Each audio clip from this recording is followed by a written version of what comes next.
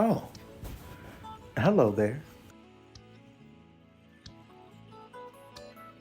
Long time no see. Welcome back to Anthony Kirkland TV, where my name is Anthony Kirkland, and today's a great day. I'd like to address my absence over the last few years. It's been a while. It's safe to say that I've been busy. I've been working. I've been schooling. I've been running a business. All of the above, actually. But if I'm honest, there are no excuses. And I have made it up in my mind that I am going to release some grade A content on this YouTube channel if it's the last thing I do. Okay? Okay. So let's talk about 2020. For what? Things to learn. Ugh. Here's the thing. I knew it was going to be a ridiculous year. Ridiculous?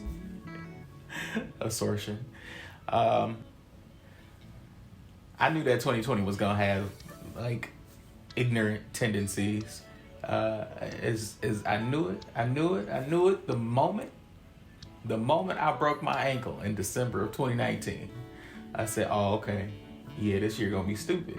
It want to be ignorant. That's cool. I ain't gonna trip. And just like I broke that good fibula, and like the fibers in my deltoid ligament, 2020 was torn to shreds. In the beginning, I'm pretty sure I watched all of Disney Plus, Apple TV Plus, HBO Max, and if Netflix and Hulu had a plus, I probably would watch those too, and about half of YouTube. And this was all pre-pandemic. Yikes. I hardcore missed hanging out with my friends and family. That was really tough, just being injured. But then post-pandemic, it became unsafe to hang out with friends and family. And I was just like, ay, Dios mío. Why? Fun fact, I've been working from home and contemplating life's mysteries and perils since January of 2020. See, when you're a trendsetter, people don't want to give you props. You know what I'm saying? It's unfortunate. After the first stretch of recovery, I was granted permission to go back to work. And on the day I was granted permission to go back to work in March, our company or our state went under lockdown, and our company informed us that we would be working from home that following Monday for a period of time. I'm happy to report that we're still in that period of time. Amen. Amen. Amen. What I will say about it, though, just to be serious for a moment, is that this opportunity has really provided me, or I should say this time has provided me an opportunity to gain a greater sense of self. I drew much closer to God than I feel that I've been in the last few years. As I'm sure many of us have had to likely rely on our faith at some point in time in this just crazy last year. I was just really grateful and recognized the gift in being able to glean what I needed from virtual church services and teachings without having to deal with the energy of people and chatter of people, which is often what I might be discouraged by in a physical environment as far as church is concerned. So that really was kind of a blessing in disguise that has been huge. I've been able to reflect on so much about my life, whether it was planning on how I am going to improve my physical health. I was able to be checked in to my mental health, understanding what I was feeling or why I was feeling a way. That has been magnificent this year. I think I've not been more in tune with myself than I have been in this previous year.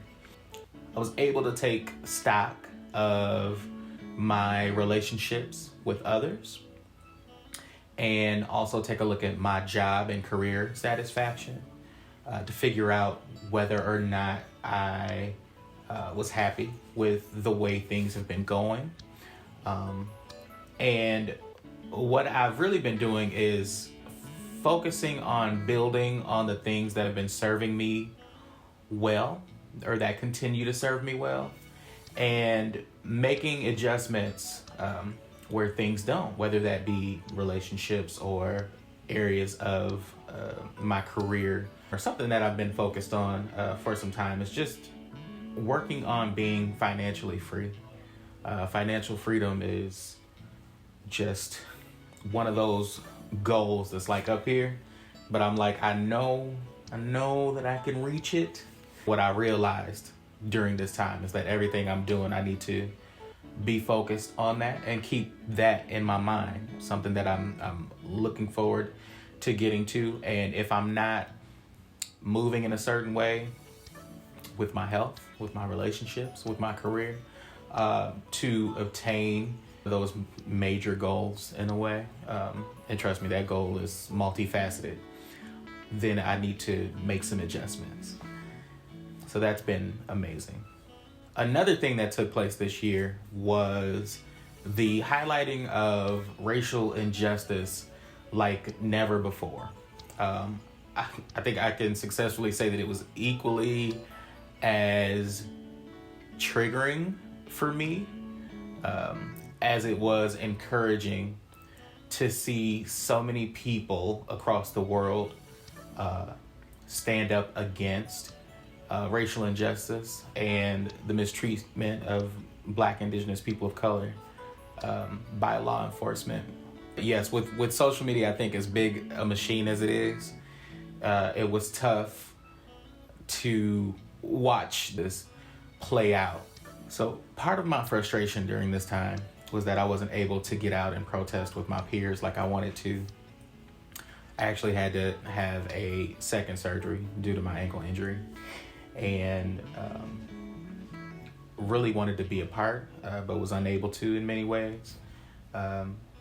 So as a result, I created a protest piece. It's called Beautiful Black Suns. I'll actually link that in the description box below if you'd like to take a look. But my point with putting that piece together was to really just show representation of Black men and boys in as many facets as possible, so that maybe when, I don't know, you walk into a hotel lobby and you see a young 14-year-old Black boy holding an iPhone that you claim to have lost, you won't assume that it's yours, or maybe you'll think twice about it. Especially if you actually happen to have lost it in the back of an Uber. That was really pointed, my bad.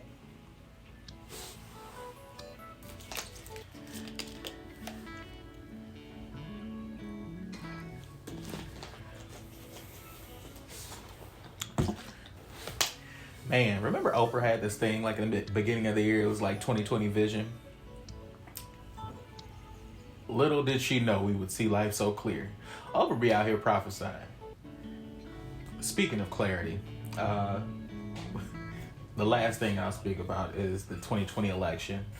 All I can say about that is that I was really proud and happy to be able to vote for Madam Vice President-elect Kamala Harris. I perceive her to be someone who is superbly intelligent. She is principled and steadfast. All things I never knew I wanted in a vice president, but so happy that I got. Anywho, friends, it's been a crazy year. We've been isolated, dealt with feelings of frustration and have experienced grief and loss in ways that seem insurmountable. But I truly thank God for his peace that is beyond like any understanding I could muster. It's really been the thing that has kept my mind, and I'm just so grateful. And I pray it does the same for you. With that said, I am beyond excited to see what 2021 has in store. My focus and intention for 2021 is to be in a perpetual state of growth. I am focused and committed to being uncomfortable, doing the things that I'm afraid to do, all in an effort to grow. I am just wanting to progress forward. Do more, be more, do better, be better.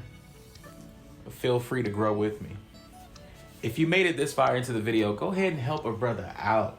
Click the like button, then click subscribe, and then hit that bell notification so you can be notified when I release new content.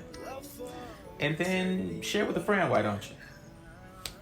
If you would like to share your focus and intention for the coming year, or if anything here resonated with you today, go ahead and leave a comment. I'd love to read it. Remember, stay positively focused.